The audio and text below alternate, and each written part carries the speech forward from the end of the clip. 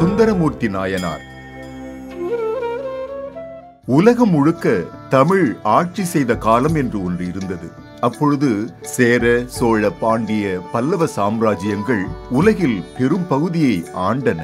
அந்த சூழ்நிலையில் எண்ணற்ற மகான்கள், சித்தர்கள், ஞானிகள் தமிழகத்தில் பிறந்து பக்தி மார்க்கத்தை பாடல்கள் மூலம் ராகத்தோடு பாடி அதிசயங்கள் பல புரிந்தனர். அதில் முக்கியமானவர்கள் நாயன்மார்கள்.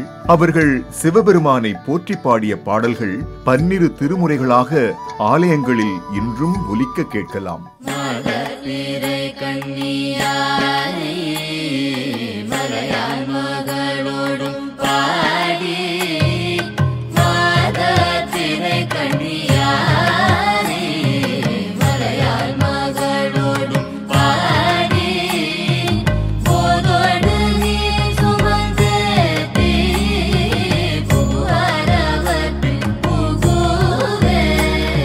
அக்காலத்தில் வாழ்ந்த மக்கள் கடவுள் மீது அப்படி ஒரு பக்தி செலுத்தி வந்தனர். அவர்கள் சிவபெருமானை வணங்குவதை விட சிவனடியார்களை அதிகம் நம்பினர். அந்த நம்பிக்கையை மெய்யாக்கும் விதமாக 63 நாயன்மார்களில் மிக முக்கியமாக கருதப்படும் 4 சிவபெருமானை வேண்டி பக்தர்கள் வாழ்வில் எண்ணற்ற அதிசயங்கள் செய்தனர். அவை அனைத்தும் தேவார பாடல்களாக இன்றும் உள்ளன.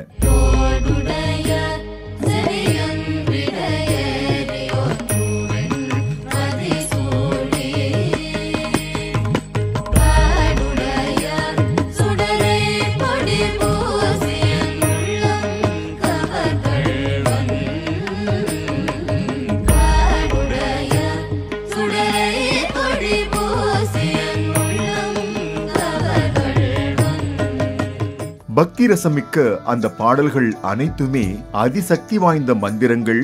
பாவனையோடு அவற்றை நம்பிக்கை தளராமல் தொடர்ந்து பாடினால் நிச்சயம் 100% பலன் உண்டு என்கிறார்கள். அன்பின் சொரூபமான சிவபெருமானை நீராக, நெருப்பாக, காற்றாக, நிலமாக, வானாக என பஞ்சபூதமாக கண்டதாக பலர் கூறியுள்ளனர். சிவபெருமானை பலரும் தாயாக, தந்தையாக கருதி உருகி உருகி வழிபட்டுள்ளனர். ஆனால் எங்கும் காணாத அதிசயமாக ஒருவர் மட்டும் ஈசனை பித்தன் என்று திட்டியுள்ளார். தன் குடும்ப பிரச்சனையை தீர்க்க சிவபெருமானையே தூது அனுப்பி வீதியில் நிற்க வைத்தார். பொய் சத்தியத்திற்கு சிவனையே துணையாக்க முயன்றார். அது மட்டுமல்ல, சிவபெருமான் கொடுத்த சுத்த தங்கத்தை இது அசலா அல்லது போலியா என உரசி பார்த்துள்ளார். மொத்தத்தில் சிவனோடு ஒரு நண்பனைப் போல பழகியுள்ளார்.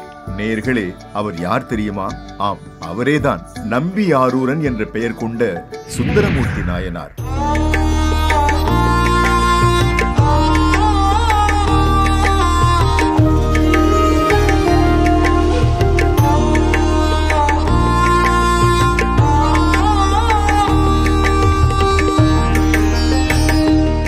அறுபத்து 3 நாயன்மார்களில் ஒருவரான சுந்தரர் ஈசனோடு கொண்ட அன்பை விளக்க வார்த்தைகளே கிடையாது. சுந்தரரின் வாழ்க்கை வரலாற்றையும் ஈசன் அவர் வாழ்வில் நிகழ்த்திய திருவிளையாடல்களையும் சுவாரஸ்யமான நிகழ்வுகளையும் தற்பொழுது காண இருக்கின்றோம். அதற்கு முன் 12 திருமுறைகளை பற்றியும் அதன் மகத்துவத்தை பற்றியும் தெரிந்து கொள்வோம்.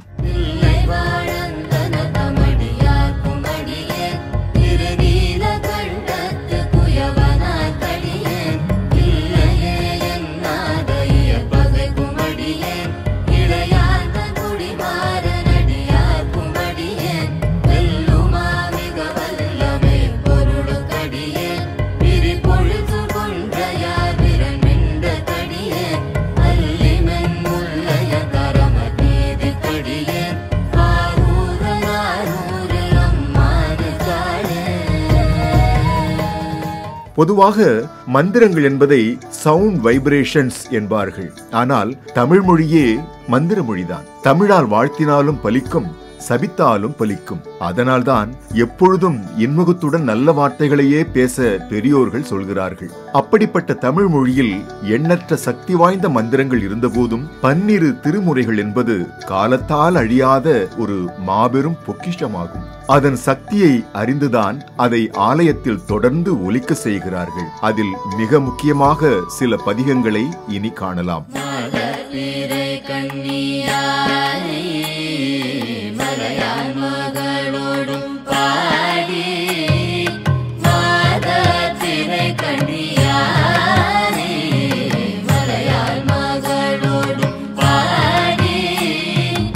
நவகிரக தோஷம் தீர்க்கும் பதிகம். பொதுவாக வாழ்வில் அனைவருக்குமே பயம் நவகிரகங்களை பார்த்துதான் எனலாம். கடவுள் இல்லை என்பவர்கள் கூட கர்மாவை கண்டு அச்சம் கொள்வர். காரணம், நவகிரகங்கள் யார் என்ன செய்தாலும் அதற்குண்டான பலன்களை நிச்சயம் தருவார்கள். அப்படிப்பட்ட நவக்கோள்களும் ஈசனுக்கு கட்டுப்பட்டதுதான் என்பதை உணர்த்தும் விதமாக ஒரு பதிகம் உள்ளது. அது என்ன பதிகம் என இனி காணலாம். ஒரு சமயம் திருஞான சம்பந்தர் பாண்டிய நாட்டுக்கு செல்ல இருந்தார். அப்பொழுது கிரகங்களின் போக்கை பார்த்த அப்பர் சம்பந்தரை செல்ல வேண்டாம் என தடுத்தார். ஆனால் திருஞான சம்பந்தரோ அதை கொஞ்சமும் பொருட்படுத்தவில்லை. அப்பரே ஈசன் துணை இருக்க நாளும் கோளும் நம்மை என்ன செய்ய முடியும் என்று கூறிவிட்டு கோளறு பதிகத்தை பாடினார். வேயுறு தோழி பங்கன் என்று தொடங்கும் இந்த பாடலை காலை ஒரு முறை, மாலை ஒரு முறை, இரவு ஒரு முறை என தினமும் 3 முறை என 48 நாட்கள் தொடர்ந்து பாடினால் நிச்சயம் நவகிரக தோஷம் தீருமாம். அது மட்டுமல்ல, எப்பேற்பட்ட பிரச்சனை இருந்தாலும் அவையெல்லாம் சிவபெருமான் அருளால் சரியாகுமாம். மறை 4 தினம் போதி குறைவின்றி உனை தொழுவேன், மறுபிறவி மறுத்தெனக்கு வர மருளி வாழ்த்துவாயே. பிறை சூடி நதி கொண்ட சிகை அழகன் உமைநாதன் உனை வணங்கும் மொழி கேட்டு மனமுருகி பாடி நின்றே. கையிலே வாங்கினேன் பையிலே போடல, காசு போன இடம் தெரியல என்பது பழைய திரைப்பட பாடலாகும். ஆனால் அது இன்று நிஜமாகிறது. இஎம்ஐ மூலமும் கிரெடிட் கார்டு மூலமும் கடன் வாங்கி வாழ்க்கை நடத்தும் பலரின் உண்மை நிலை இதுதான். சம்பளம் 50,000 ஆனாலும் 40,000 மேல் வாங்கிய கடனுக்கே போய்விடுகிறது. 1 ரூபாய் கூட சேமிக்க முடியவில்லை. அப்படிப்பட்டவர்களுக்காகவே ஒரு பதிகம் உள்ளது. அதை இனி காணலாம். முன்னொரு சமயம் திருவிழிமிழலைக்கு வந்தார் திருஞான சம்பந்தர். அப்பொழுது அந்த ஊரில் வாழ்ந்து வந்த ஏழை மக்கள் பல நாட்கள் உணவு இல்லாமல் பசி பட்டினியால் வாடி வருவதை கேள்விப்பட்டு மனம் வருந்தினார். அத்தோடு நில்லாமல் சிவபெருமானை நோக்கி வாசி தீரவே காசு நல்குவீர் என்ற பதிகத்தை பாடி இறைவனிடமிருந்து படிக்காசு பெற்று அப்பொற்காசுகளை விற்று பஞ்சத்தில் இருந்த மக்களுக்கு உணவளித்தார். எப்பொழுது இந்த பதிகத்தை பாட வேண்டும்? வாசி தீரவே காசு நல்குவீர் என்ற பதிகத்தை மாலை 6 மணிக்கு இல்லத்தில் தொடர்ந்து ஒலிக்கச் செய்து, ஒவ்வொரு முறை ஒலிக்கச் செய்யும் போதும் 1 ரூபாய் நாணயத்தை சாமி அறையில் ஒரு உண்டியலில் வைத்து அதில் சேர்த்து கொண்டே வந்தால் நிச்சயம் ஒரு வருடத்தில் சிவபெருமான் அருளால் பணம் சேரும் என்கிறார்கள். பொன்னும் பொருளும் போகமும் தேடும் மனதில் நீ வேண்டும் ஞானேஸ்வரா. பண்போடும் பணிவோடும் அன்போடும் என்னை மாறச் செய்வாயே ஞானேஸ்வரா. ஞானேஸ்வரா ஞானேஸ்வரா ஞானேஸ்வரா ஞானேஸ்வரா ஞானேஸ்வரா ஞானேஸ்வரா ஞானேஸ்வரா ஞானேஸ்வரா. நோய் தீர்க்கும் பதிகம். முன்னொரு சமயம் மதுரையை ஆட்சி செய்து வந்த கூன்பாண்டிய மன்னன் வெப்பு நோயால் கடுமையாக பாதிக்கப்பட்டு அவதியுற்றான். அந்த நோய் தீர வேண்டி அவன் சில சமண மந்திரங்களையும் பல மருந்துகளையும் உண்டும் கூட எந்த பலனும் கிட்டவில்லை. அப்பொழுது மதுரைக்கு வந்தார் திருஞான சம்பந்தர். அவர் மன்னனின் தீராத நோயை தீர்க்க சிவனை வேண்டி மந்திரமாவது நீரு, வானவர் மேலது நீரு என்று சிவபெருமானை நினைத்து திருநீற்றை மன்னனுக்கு தன் கையாலே எடுத்து பூசினார். என்ன ஆச்சரியம்! அடுத்த நொடியே வெப்ப நோய் குணமானது. அன்று முதல் மன்னனும் சிவனடியாராகி சிவத்தொண்டு செய்யத் தொடங்கினான். இன்றும் கூட மந்திரமாவது நீரு என்ற பதிகத்தின் மகிமையால் தீரவே தீராது என முடிவு செய்யப்பட்ட பல வியாதிகள் ஈசன் அருளால் குணமாவதாக பலரும் கூறுகிறார்கள். இந்த பதிகத்தை நோயால் பாதிக்கப்பட்டவர்கள் காலையில் எழுந்ததும் ஒரு முறையும் இரவில் தூங்கச் செல்லும் முன் ஒரு முறையும் என தினமும் 2 முறைகள் திருநீர் பூசி பாடி வந்தால் கட்டாயம் தீராத நோய்கள் தீரும் என்கிறார்கள். நோய் நொடிகளை ஓட விரட்டும் திருநீற்றின் மகிமையே, பிறவி பிணியை ஓட்டிவிடும் 5 எழுத்து மந்திரமே, பரவசமே அடைய செய்யும் சிவனின் திருக்கோலமே, பரவசமே அடைய செய்யும் சிவனின் திருக்கோலமே. நமச்சிவாய நமச்சிவாய நமச்சிவாயவே, நமச்சிவாய நமச்சிவாய நமச்சிவாயவே. பிள்ளை வரம் அருளும் பதிகம். குழந்தை பாக்கியம் என்பது ஒரு வரம். இக்காலத்தில் அது பலருக்கும் கிடைக்க தாமதமாகிறது. ஆனால் அக்காலத்தில் கர்ம வினை பயனால் ஒரு சிலருக்கு குழந்தை பாக்கியம் கிடைக்க தாமதமானது. அப்படி ஒரு சமயம் பாடப்பட்ட ஒரு பாடல்தான் கண்காட்டு நுதலாலும் கனல் காட்டும் கையானும் என்று தொடங்கும் பதிகம். இந்த பதிகத்தை குழந்தை இல்லாதவர்கள் பாடினால் நிச்சயம் குழந்தை பாக்கியம் கிடைக்குமாம். இரவில் கணவன் மனைவி இருவரும் சேர்ந்து பாடிவிட்டு பசு வெண்ணையை உண்டு வர நிச்சயம் சில மாதங்களில் குழந்தை பாக்கியம் உண்டாகும் என்கிறார்கள். இது தவிர யமபயம் நீங்க, வேலை கிடைக்க, வீடு வாங்க, திருமணம் நடக்க, வெளிநாடு செல்ல, கோர்ட் கேஸ் பிரச்சனைகள் தீர, கணவன் மனைவி ஒற்றுமையாக வாழ என எல்லாவற்றுக்குமே பலன் தரும் பதிகங்கள் உள்ளன. இந்த பதிகங்கள் அனைத்துமே அடியார்கள் பிரச்சனைகள் தீர நாயன்மார்களால் பாடப்பட்ட சக்தி வாய்ந்த மந்திர பாடல்களாகும். இந்த பாடல்களை யார் ஒருவர் சிரத்தையுடன் தொடர்ந்து பாடி வருகிறார்களோ அவர்கள் நினைத்த காரியம் நிச்சயம் சிவபெருமான் அருளால் நடக்குமாம். கேட்டது எல்லாம் கிடைக்குமாம். குறிப்பாக கரு முதல் திருவரை என்ற புத்தகத்தில் இது பற்றிய பல விவரங்கள் உள்ளன. சிவோகம் சிவோகம் சிவோகம் சிவோகம் சிவோகம் சிவோகம் சிவோகம் சிவோகம். சரி, இனி சுந்தரரின் வாழ்க்கை வரலாற்றையும் அவர் பதிகம் பாடி செய்த அதிசயங்களையும் காணலாம். கைலாயத்தில் சுந்தரர். முன்னொரு சமயம் கைலாயத்தில் அன்னை பார்வதி தேவிக்கு கமலினி, அந்நிந்திதை என இருவர் பணிப்பெண்களாக சேவை புரிந்து வந்தனர். அப்பொழுது சிவபெருமானுக்கு அணுக்க தொண்டராக இருந்தார் ஆலால சுந்தரர். அவர் அந்த இரு பெண்களையும் மனதார காதலித்து வந்தார். அப்பெண்களும் சுந்தரர் அழகில் மனதை பறிகொடுத்தனர்.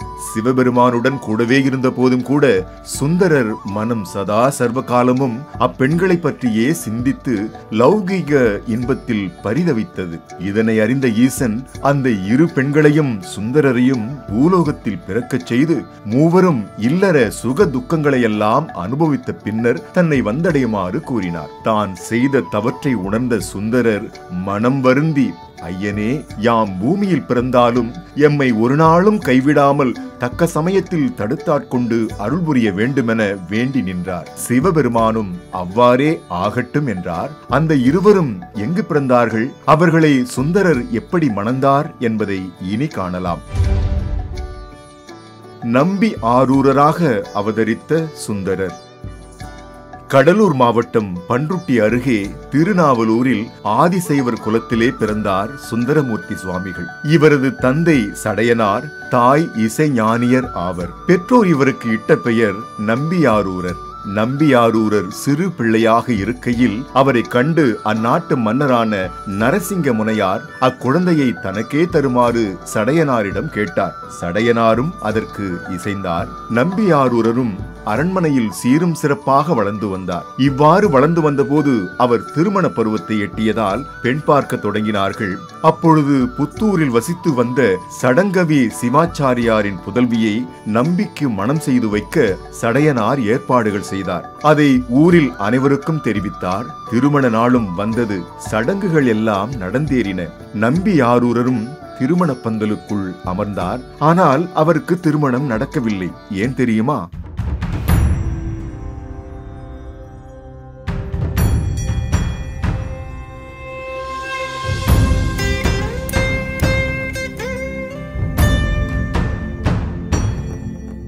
தாத்தாவாக வந்த சிவன். சிவனடியாரை போல ஒரு வயதானவர் கோலத்தில் வந்த சிவபெருமான் கையில் ஒரு சிறிய ஓலையுடன் திருமண பந்தலிற்குள் நுழைந்தார். அப்பொழுது அங்கிருந்த அனைவரும் அந்த பெரியவரை வணங்கினார்கள். பெரியவர் கோலத்தில் வந்த சிவனும் தான் வந்த காரணத்தை சபையோர் முன் கூறலானார். நம்பியாரூரா, நீ எனக்கு பரம்பரை அடிமை, அதனால் இத்திருமணம் நடக்காது. அனைத்தையும் துறந்து என் பின்னே வா என்றார். உடனே நம்பியாரூரர் சினம் கொண்டு, அந்தணருக்கு அந்தணர் எப்படி அடிமையாக முடியும்? அதற்கு என்ன சாட்சி உள்ளது என்று கடுமையாக ஏசி பேசினார். சிவனடியாரும், இதோ என் கையில் உள்ள ஓலைதான் அதற்கு சாட்சி. ஓலையை உன்னிடம் காட்ட மாட்டேன், நீ என் பின்னே வா என்று வேகமாக நடக்கலானார். சினம் கொண்ட நம்பியாரூரரும் சிவனடியாரின் பின்னே சென்று ஓலையை பறித்து கிழித்தெறிந்தார். உடனே சிவனடியாரும் அருகில் நின்றிருந்தவர்களை பார்த்து, என் ஓலையை இவன் கிழித்ததினால் இவன் என் அடிமை என்பது உறுதியாயிற்று. இன்னும் இதை மெய்ப்பிக்க வேண்டுமென்றால் என்னோடு திருவெண்ணைநல்லூருக்கு அனைவரும் வாருங்கள் என்றபடி நடந்தார். அதனால் அனைவரும் உண்மையறிய அந்த சிவனடியாரின் பின்னே திருவெண்ணைநல்லூருக்கு சென்றார்கள்.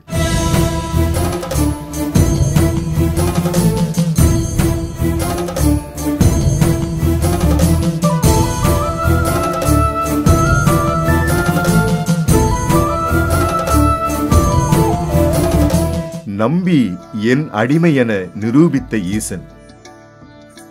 திருவெண்ணைநல்லூரில் சான்றோர்கள் நிறைந்த சபை முன் அச்சிவனடியார் நடந்தவற்றையெல்லாம் கூறினார். அச்சான்றோர்களும் அந்தணர்க்கு அந்தணர் அடிமையாதல் எப்படி வழக்காகும்? அப்படி ஒரு வழக்கு இதுவரை வந்ததில்லையே. பெரியவரே, நீர் கூறுவதை நாங்கள் எப்படி நம்புவது என்று கேட்டார்கள். அதற்கு அச்சிவனடியார், இதோ நம்பி கிழித்தது படி ஓலைதான், மூல ஓலை என்னிடம் இருக்கிறது, எடுத்து வருகிறேன் என்று ஆலய சன்னதிக்குள் சென்று மூல ஓலையை எடுத்து வந்தார் அந்த பெரியவர். அதன் பின் சான்றோர்களால் அவ்வோலை வாசிக்கப்பட்டது. அதே சமயம் நம்பியாரூரரின் பாட்டனாரின் கையெழுத்தோடு ஒப்பிடப்பட்டு சிவனடியார் கூறுவது உண்மை என்பது உறுதி செய்யப்பட்டது. நம்பியாரூரரும் என்ன செய்வதென்பது தெரியாமல் மனம் கலங்கி நின்றார். அப்பொழுதுதான் அந்த அதிசயம் நடந்தது.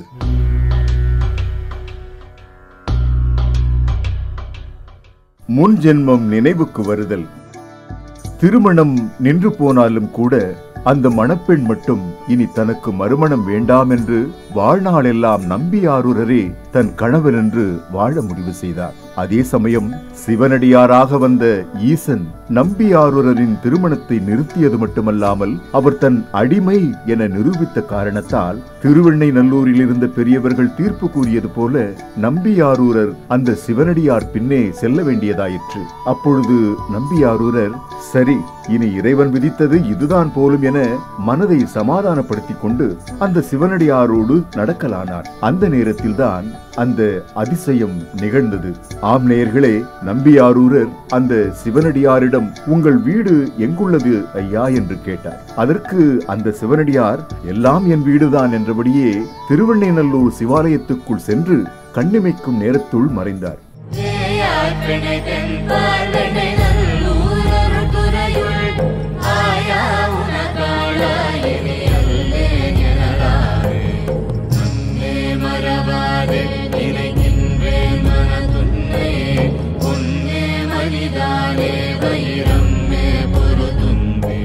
தன்னுடன் வந்த பெரியவர் கருவறையுள் சென்று மறைந்ததால் அதிர்ச்சி அடைந்த நம்பியாரூரர் கோயில் முழுக்க தேடி பார்த்தார். ஆனால் எங்கு தேடியும் அந்த சிவனடியார் தென்படவில்லை. அதனால் என்ன செய்வதென்று தெரியாமல் இருந்தபோது அவர் முன் பார்வதி தேவியும் பரமேஸ்வரரும் தம்பதி சமேதராக தோன்றி அருட்காட்சி அளித்து ஆட்கொண்டனர். அதை கண்ட நம்பியாரூரர் மெய்சிலிர்த்து போனார். பேச வார்த்தை இல்லை. இது கனவா அல்லது நனவா என்று திகைத்து தன் கண்களை தானே நம்ப மறுத்து விழித்து விழித்து பார்த்தார். இது கனவல்ல, உண்மைதான் என உணர்ந்ததும் அம்மையப்பனை இருகரம் கூப்பி வணங்கினார். அந்த நொடியே அவரின் முன் ஜென்மமும் நினைவுக்கு வந்தது. ஆனால் முன் ஜென்மத்தில் தான் விரும்பிய பெண்களை பற்றிய ரகசியங்கள் எதுவும் தெரியப்படுத்தப்படவில்லை. சிவபெருமானையும் அன்னை பார்வதி தேவியையும் பார்த்த ஆனந்த அதிர்ச்சியில் உறைந்த சுந்தரர் இந்த எளியவனின் வேண்டுதலின் பொருட்டு தன்னை தடுத்தாட்கொண்ட ஈசனின் கருணையை நினைத்து உளம் உருகி போனார். மேலும் தன் தவறை எண்ணி வருந்தி மன்னிப்பும் கூறி அம்மையப்பர் பாதத்தில் விழுந்து வணங்கினார். உடனே சிவபெருமானும் சுந்தரரை நோக்கி, நீ என்னை வன்மையான வார்த்தைகளால் பேசினாய் அல்லவா?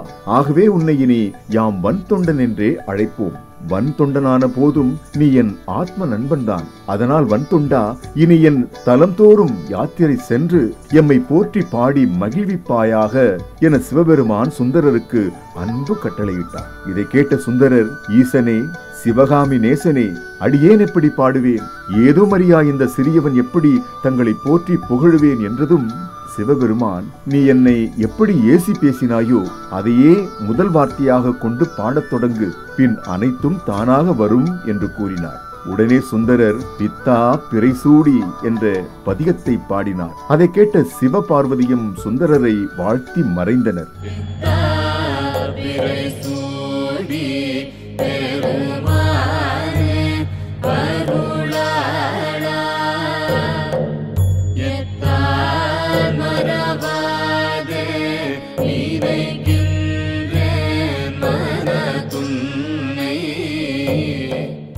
சுந்தரர் சிவபெருமானால் ஆட்கொள்ளப்பட்ட பின் ஈசன் கட்டளைப்படி திருத்தலங்கள் தோறும் சென்று பதிகங்கள் பாடி வந்தார். அப்பொழுது பல அதிசயங்கள் புரிந்தார். அதை பற்றி இனி விரிவாக காணலாம். ஓம் நம சிவாய.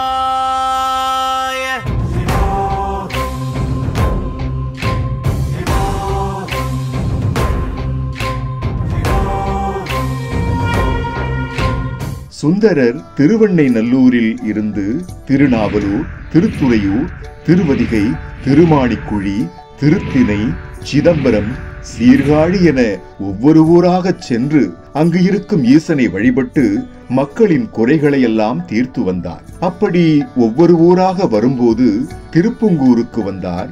அங்கு ஒரு அதிசயம் நடந்தது. அதை இனி காணலாம்.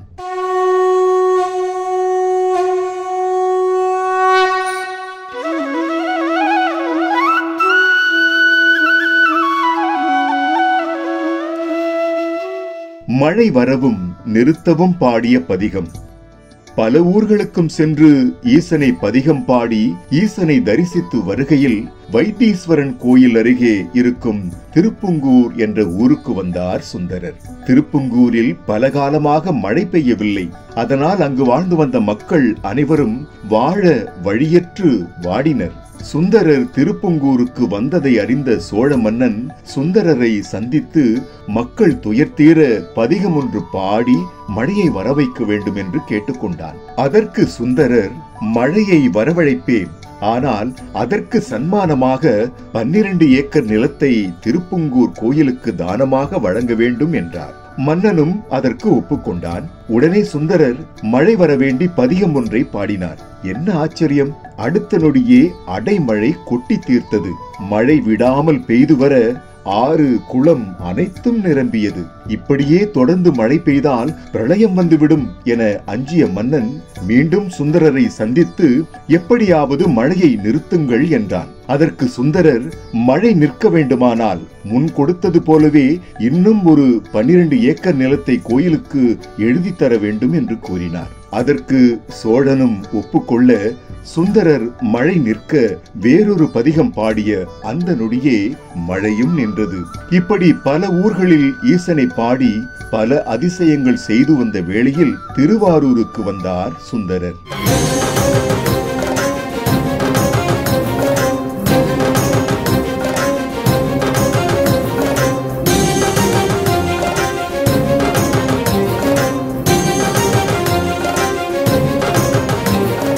பறவையை மணந்த சுந்தரர். திருவாரூருக்கு வந்த சுந்தரர் சிவபெருமானை வணங்க ஆலயம் சென்றார். அங்கு பறவை நாச்சியாரை கண்டார். பறவையை பார்த்ததும் முன்ஜென்ம வாசனையால் பறவை நாச்சியாரிடம் மனதை பறிகொடுத்தார். ஆனால் அதை எப்படி தெரிவிப்பது என தெரியாமல் தவித்து வந்தார். பறவை நாச்சியாருக்கும் சுந்தரரை பார்த்ததும் மனம் சலனமடைந்து அவர் நினைவிலே இருந்து வந்தார். இப்படி முன் ஜென்ம சம்பந்தம் கொண்ட இருவரும் ஒருவரை ஒருவர் சேரும் காலம் வந்ததால் அவர்களை சேர்க்க எண்ணிய ஈசன் சுந்தரர் பறவை திருமணத்தை முடித்து வைக்க பெண் வீட்டார் மற்றும் மணமகன் வீட்டார் என இரு வீட்டாரின் பெற்றோர்கள் கனவிலும் தோன்றி பறவைக்கும் சுந்தரருக்கும் மணமுடித்து வைக்குமாறு கூறி மறைந்தார். தியாகராஜரே கனவில் தோன்றி கூறியதால் தியாகேசர் முன்னிலையிலேயே சுந்தரர் பறவை திருமணமும் சிறப்பாக நடைபெற்றது.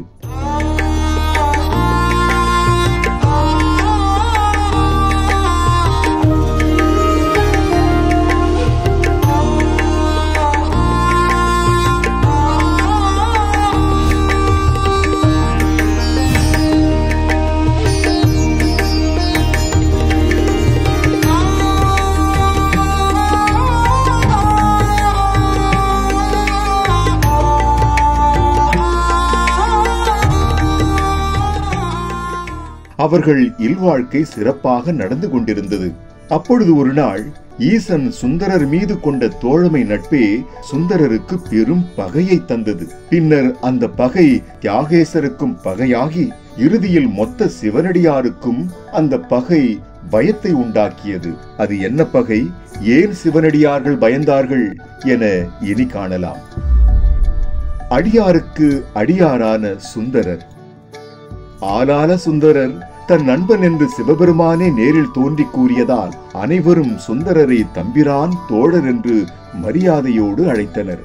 அப்பொழுது ஒரு நாள் திருவாரூரில் தேவாசிரியர் மண்டபத்தில் சிவனடியார்கள் கூட்டமாக கூடியிருந்தனர். அவர்களை கவனிக்காமல் நேராக தியாகேசரை வணங்கச் சென்றார் சுந்தரர். இதை கண்ட விரண்மெண்ட நாயனார் என்றொரு நாயனார் வெகுண்டு எழுந்தார். மேலும் சுந்தரர் மீது கடும் கோபம் கொண்டு அடியார்களை மதிக்க தெரியாத சுந்தரரை தண்டித்தாக வேண்டும் என சூளுரைத்தார். சுந்தரர் மீது இருந்த கோபம் வெறுப்பாகி அது அப்படியே தியாகராஜர் மீது திரும்பி சபதம் ஒன்றை செய்தார் விரண்மெண்ட நாயனார். அது என்ன சபதம் தெரியுமா? இனி திருவாரூர் எல்லைக்குள் வரமாட்டேன், தியாகராஜ சுவாமியை வணங்க மாட்டேன், குறிப்பாக திருவாரூரில் இருந்து யாராவது சிவனடியார்கள் என்று கூறிக்கொண்டு வந்தால் அவர்கள் காலை வெட்டுவேன் என்று சபதம் செய்தார். இப்படி சபதம் செய்துவிட்டு திருவாரூரில் இருந்து வடக்கு திசையில் இருக்கும் பனங்குடி என்ற ஊரில் ஒரு பந்தல் அமைத்து வாழ்ந்து வந்தார் விரண்மெண்ட நாயனார். யாராவது சிவனடியார்கள் திருவாரூரில் இருந்து வருவதாக கூறினால் போதும், உடனே அவர்களுக்கு சாப்பாடு போட்டு அவர்கள் அசந்த நேரம் பார்த்து, இந்த கால்தானே திருவாரூர் மண்ணை மிதித்தது, இனி இது உனக்கு உபயோகப்படக்கூடாது என்று சொல்லி அவர் மறைத்து வைத்திருந்த மழுவால் ஓங்கி காலை வெட்டி விடுவாராம். இப்படியே பல அடியார்கள் பாதிக்கப்பட்டதால் நம்மால் தானே இந்த நிலை என வேதனை அடைந்த சுந்தரர் சிவனிடம் முறையிட்டார். ஈசனும் சுந்தரருக்கு உதவும் பொருட்டு அந்த களங்கத்தை துடைக்கும் வண்ணம் தில்லைவாழ் அந்தணர்தம் அடியார்க்கும் அடியேன் என்ற பதிகத்தின் முதல் அடியை எடுத்துக் கொடுத்து சுந்தரரை அடியார்கள் கூட்டத்துக்கு சென்று பாடுமாறு அனுப்பி வைத்தார். சுந்தரரும் ஈசன் கூறியது போல அடியார்கள் கூட்டத்திற்கு சென்று இன்று முதல் அடியேன் அடியார்கள் அனைவருக்கும் அடியேன் என்று கூறி தில்லைவாழ் அந்தணர்தம் அடியார்க்கும் அடியேன் என்று பாடினார். அப்பொழுது அங்கு கூடியிருந்த ஒவ்வொரு சிவனடியாரின் பெயரையும் கூறி அடியாருக்கும் அடியேன் என்ற திருத்துண்ட திருப்பதிகத்தை பாடியபோது அங்கிருந்த சிவனடியார்கள் அனைவரும் மனம் மகிழ்ந்து சுந்தரர் ஆணவமற்றவர், சுந்தரரும் தங்களுள் ஒருவர்தான் என்பதை புரிந்து கொண்டனர்.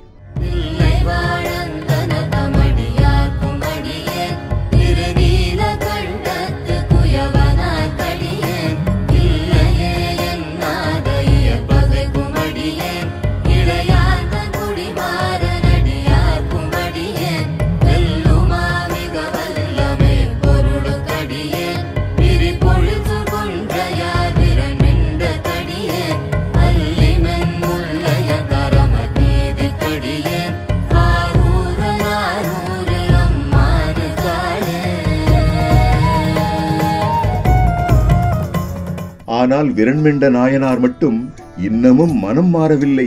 அதனால் சுந்தரர் தியாகேசரிடம் மீண்டும் முறையிட்டார். உடனே சிவபெருமானும் அதையும் யாமே சரி செய்வோம், விரண்மெண்ட நாயனாரை ஆட்கொள்வோம் என கூறி மறைந்தார். சுடர் எரியும் விழியுடையன் திரிசடையான் அரை உடையான் எரி சுடலை பொடி அணிந்த ஈசனவன் அடிபணிந்தேன். உலகனைத்தும் உள்ளோர்க்கு படி அளக்கும் பரம்பொருளை எனதகத்து படி மிதிக்க எழுந்தருள்வாய் பரமேஸ்வரா. விரண்மெண்ட நாயனாரை ஆட்கொண்ட ஈசன். விரண்மெண்ட நாயனாரை ஆட்கொள்ள எண்ணிய ஈசன் ஒரு சிவனடியார் வேடத்தில் அவரை நாடிச் சென்றார். வழக்கம் போல் விரண்மெண்ட நாயனாரும் அடியாராக வந்த சிவனை அடியார் என நினைத்து உணவு படைத்திட ஈசனும் உணவு உண்ண அமர்ந்தபோது அவரை உபசரிப்பது போல உபசரித்து அவரை வெட்ட சரியான நேரம் பார்த்து கொண்டிருந்த போது தியாகராஜர் விரண்மெண்ட நாயனார் இடது பக்க இடுப்பில் மறைத்து வைத்திருந்த மழுவை எடுத்து அவருக்கே தெரியாமல் இடம் மாற்றி வலது பக்க இடுப்பில் வைத்திட்டார். இதை அறியாத விரண்மீண்டர் சிவன் காலை வெட்ட மழுவை எடுக்க முயன்ற போது அது இடம் மாறி இருந்ததால் கண்ணிமைக்கும் நேரத்தில் சிவபெருமான் அவரிடமிருந்து தப்பித்து ஓடிவிடுகிறார். தான் ஏமாற்றப்பட்டு விட்டோம் என்பதை உணர்ந்த விரண்மிண்ட நாயனார் கடும் கோபம் கொண்டு தப்பித்து ஓடிய அந்த சிவனடியாரை எப்படியாவது வெட்ட வேண்டும் என்றெண்ணி அவரை பின்தொடர்ந்து விரட்டிச் செல்கிறார். அப்பொழுது அங்கு ஒரு திருவிளையாடல் செய்கிறார் சிவபெருமான். எந்த திருவாரூரில் இருந்து சிவனடியார்கள் வருவதாக சொன்னாலே காலை வெட்டுவதை சபதமாக கொண்டாரோ அந்த விரண்மீண்டரையே அவருக்கே தெரியாமல் திருவாரூருக்குள் கூட்டி வருகிறார் சிவபெருமான். இதை அறிந்த விரண்மெண்ட நாயனார் சூழ்ச்சியால் இந்த சிவனடியார் திருவாரூர் எல்லைக்குள் தன்னை கூட்டி வந்ததை அறிந்து பார்ப்பவர் மனம் பதைபதைக்க தன் காலை தானே வெட்டி கொண்டார். அப்பொழுது சிவனடியாராக வந்தது தாம்தான் என்று விரண்மீண்ட நாயனாருக்கு சிவபெருமான் காட்சி தந்தார். அதை கண்ட ஆனந்தத்தில் தன் தவறை நினைத்து வருந்தி தன்னை மன்னித்தருளுமாறு விரண்மீண்டர் வேண்டி நிற்க ஈசனும் அவரை மன்னித்தது மட்டுமல்லாமல் வெட்டப்பட்ட அவரின் காலை மீண்டும் தந்தருளி ஆட்கொண்டார். மேலும் அவர் மனம் மகிழும் வண்ணம் இனி திருவாரூர் ஆலயத்தில் தன்னை தரிசிக்க வரும் பக்தர்கள் முதலில் உன்னை வணங்கிய பின்தான் என்னை வணங்குவார்கள் என்று உறுதி கூறி மறைந்தார் சிவபெருமான். எம்புலன்கள் எனக்கு எதிராய் பிழை செய்யும் நிலை தடுக்க மலையளவு வரமருளி மகிழ்விக்கும் மலைநாதனே, உன் பொருட்டு உனை தொழுது உருகாத ஒரு பொழுதும் நகராது என வரிந்து நாள்தோறும் பாடி வந்தே. ஈசன் கொடுத்த தங்கத்தை உரசி பார்த்த சுந்தரர். சிவத்தலங்களை தரிசிப்பதையே தன் வாழ்க்கையாக வாழ்ந்து வந்த சுந்தரர் ஒரு சமயம் தல யாத்திரை சென்றபோது விருத்தாசலம் சென்று அங்கு கோயில் கொண்டுள்ள விருத்தகிரீஸ்வரரை தரிசித்து பதிகம் பாடி வழிபட்டார். அதில் அகம் குளிர்ந்த சிவபெருமான் சுந்தரருக்கு தங்க கட்டிகளை அன்பளிப்பாக வழங்கினார். அதை பெற்றுக்கொண்ட சுந்தரர் தல யாத்திரையில் இருக்கும் தன்னால் இதை எப்படி திருவாரூருக்கு கொண்டு செல்ல முடியும் என சிவபெருமானிடம் கேட்டார். உடனே சிவபெருமான் இந்த தங்க கட்டிகளை அருகில் இருக்கும் மணிமுத்தாற்றில் போட்டுவிட்டு திருவாரூரில் கமலாலய திருக்குளத்தில் எடுத்துக்கொள் என சுந்தரரிடம் கூறினார். அதாவது இக்காலத்து ஏடிஎம் போல அது அக்காலத்திலும் இருந்துள்ளது என்பது இந்த நிகழ்வு ஒரு சான்று எனலாம். சிவபெருமான் சொன்னபடி சுந்தரரும் மணிமுத்தாற்றில் இறைவன் கொடுத்த தங்கக்கட்டிகளை போட்டுவிட்டு தல யாத்திரை முடித்துக் கொண்டு திருவாரூர் திரும்பினார். திருவாரூர் வந்த சுந்தரர் பறவை நாச்சியாருடன் கமலாலய திருக்குளத்தில் நீராடி மணிமுத்தாற்றில் போட்ட தங்க கட்டிகளை குளத்திலிருந்து எடுத்தார். அப்பொழுது பறவை நாச்சியார் சுந்தரரிடம் குளத்திலிருந்து எடுத்தது சுத்த தங்கம்தானா என்று வினா எழுப்ப உடனே பறவையாரின் சந்தேகத்தை போக்க எண்ணிய சுந்தரர் குளத்தின் ஈசானிய மூலையில் வீற்றிருக்கும் விநாயகரிடம் சென்று இது தங்கம்தானா என்று உரசி பார்த்து கூறுமாறு கேட்டார்.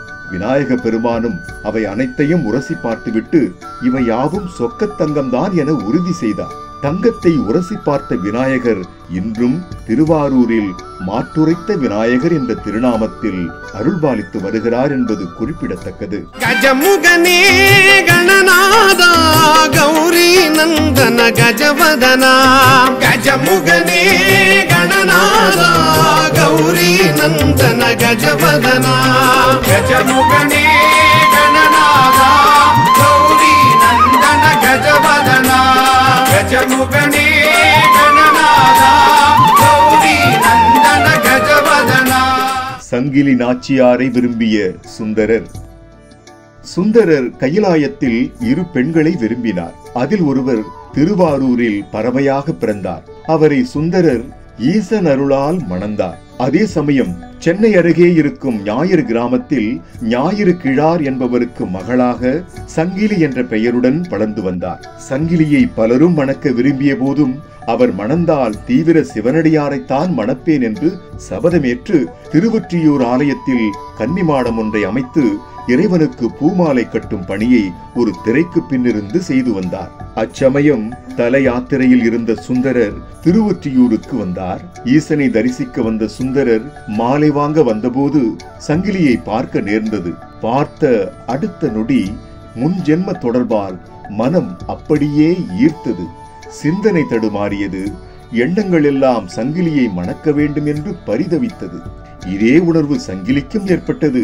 ஆனால் சுந்தரர் ஏற்கனவே திருமணம் ஆனவர் என்பதை அறிந்ததும் மனதை கட்டுப்படுத்திக் கொண்டார். ஆனால் சுந்தரரோ ஈசனிடம் முறையிட்டார். எப்படியாவது சங்கிலியை தனக்கு மணம் முடித்து வைக்க வேண்டும் என்று கெஞ்சி கேட்டார். அதனால் சிவபெருமான் அன்றிரவே சங்கிலியார் கனவில் தோன்றி இவனே உனக்கு தகுந்த மணாளன் என்று கூறினார்.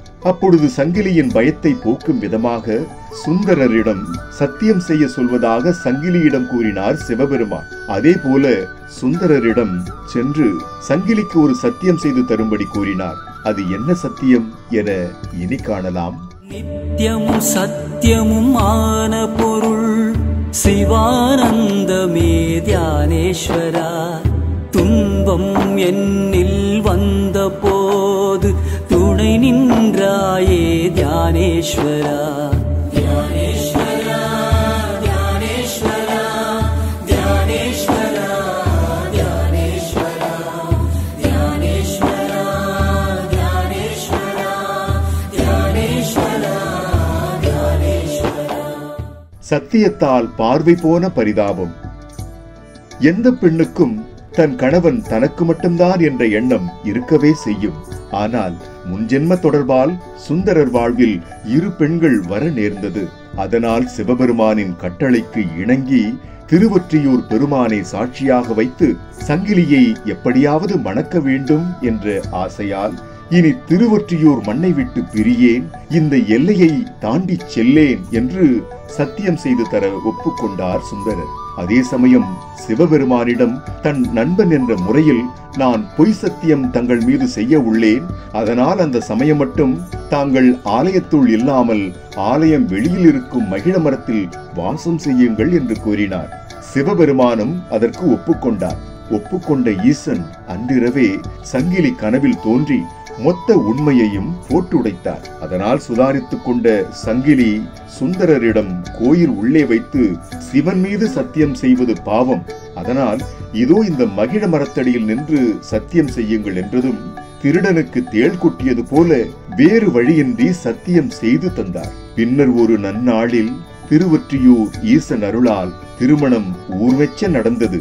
சுந்தரர் சங்கிலியுடன் மனமகிழ்ச்சியுடன் கூடி வாழ்ந்த அச்சமயம் ஒரு நாள் திருவாரூர் பங்குனி உத்திர பெருவிழா வந்தது.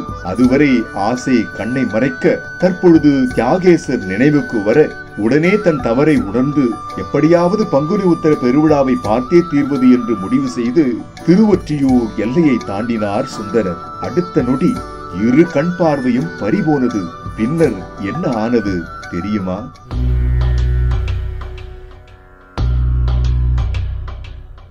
அருள் செய்த காமாட்சி. பார்வை பறிபோனாலும் எப்படியாவது திருவாரூர் பங்குனி உத்திர உற்சவத்தை பார்த்தே தீர்வது என்று முடிவு செய்து திருவொற்றியூரில் இருந்து சிவத்தலங்கள் தோறும் ஈசனை வணங்கி பதிகம் பாடி வருகையில் காஞ்சிக்கு வருகிறார் சுந்தரர். அங்கு கண் தெரியாத காரணத்தால் சிவன் என்று நினைத்து காமாட்சி அம்மனை பாடி துதிக்க அம்பாள் மனம் இறங்கி சிவபெருமானை நோக்க உடனே இடது கண் பார்வையை மட்டும் மீண்டும் பெற்றார் சுந்தரர். ஒரு கண் பார்வை கிடைத்த ஆனந்தத்தில் பல தலங்களுக்கும் சென்று ஈசனை போற்றி பாடி இறுதியில் திருவாரூரை வந்தடைகிறார் சுந்தரர்.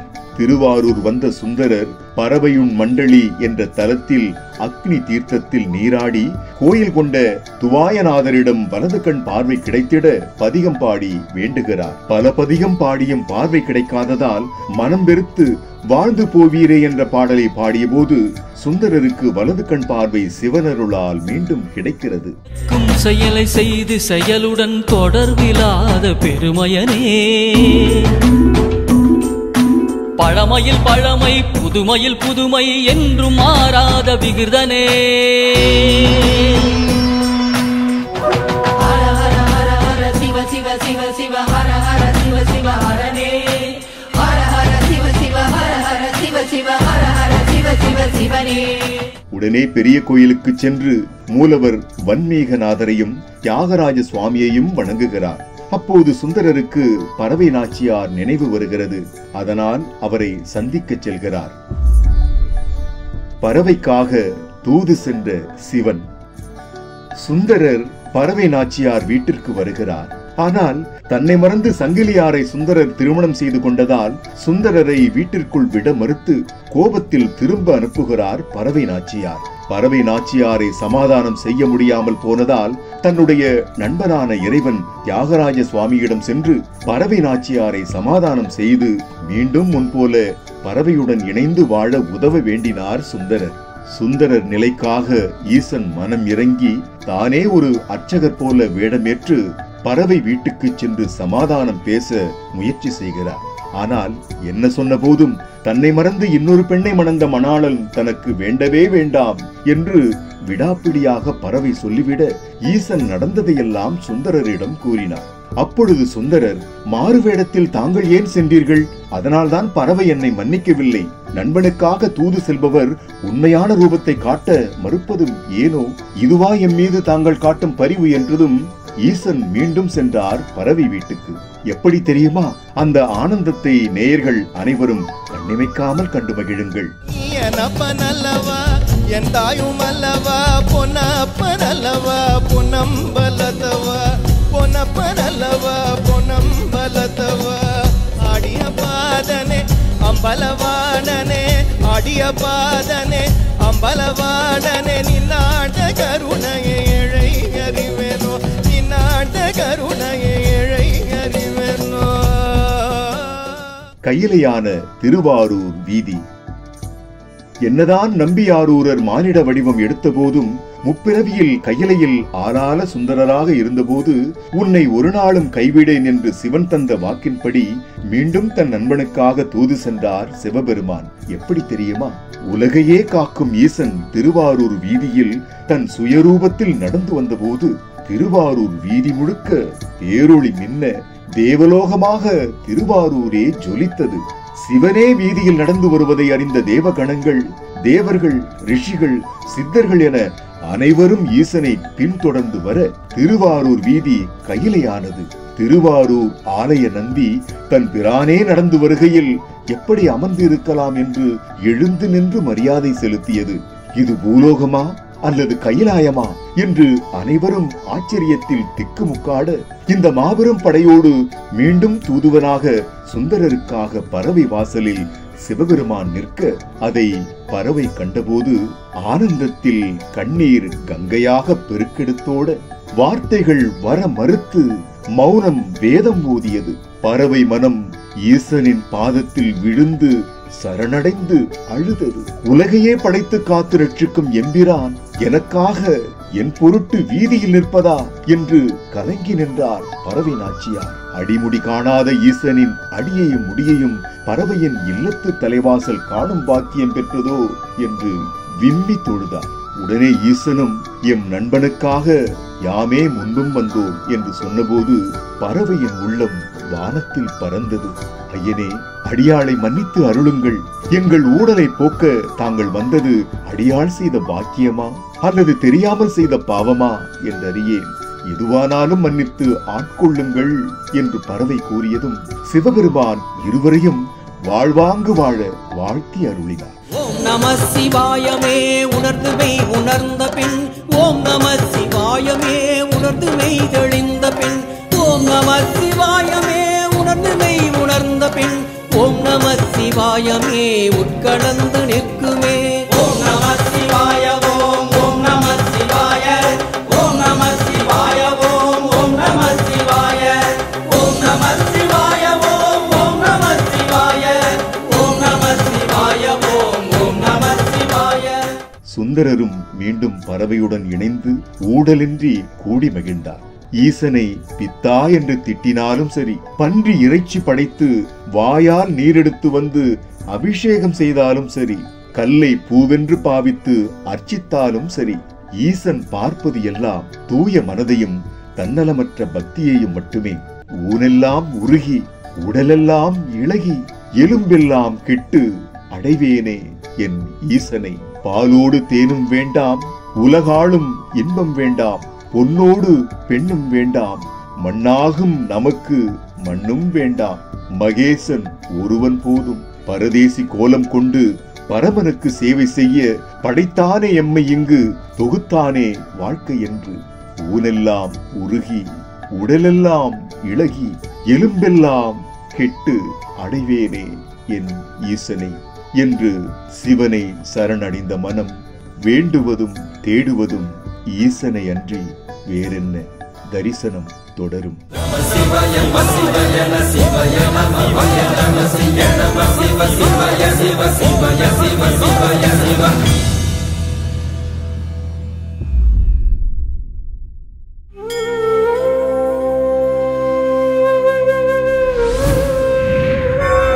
சுந்தரமூர்த்தி நாயனார்